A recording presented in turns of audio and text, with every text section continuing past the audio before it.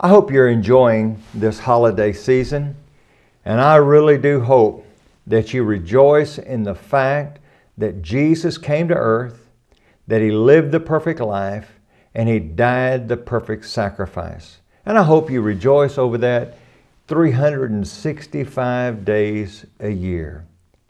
And I hope you realize this too, as we've talked about this week, that it's very important for us not to go beyond what is written in Scripture.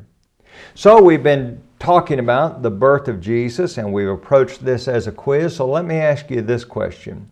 What day was Jesus born on?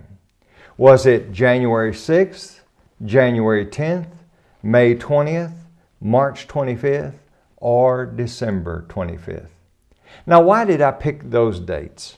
Well, the reason why I picked those dates is because all of those dates have been suggested as the day on which Jesus was born.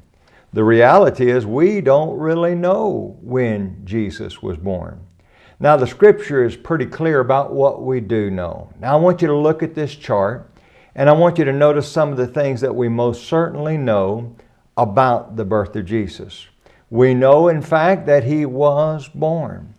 We know that there was a visit from the shepherds on the same night. We know from Luke chapter 2, verse number 21, that He was circumcised the 8th day. We know that Jesus was presented on 40 days after His birth, Luke chapter 2, verse number 22.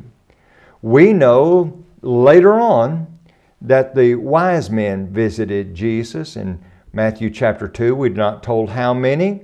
And they didn't visit Him in the manger like the nativity scene, but rather they came to the house. We know from Matthew chapter 2, verse 13 through 15, that they made a journey. They were warned about Herod's intentions to kill the child, and so they journeyed to Egypt.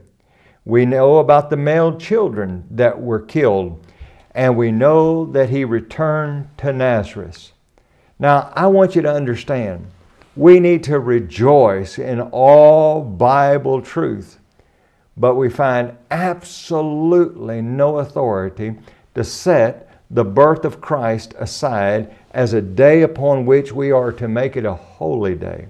The Scriptures do tell us that we're to meet the first day of every week to study, to pray, to sing praises to God, to give as we've been prospered, and sing praises to Him.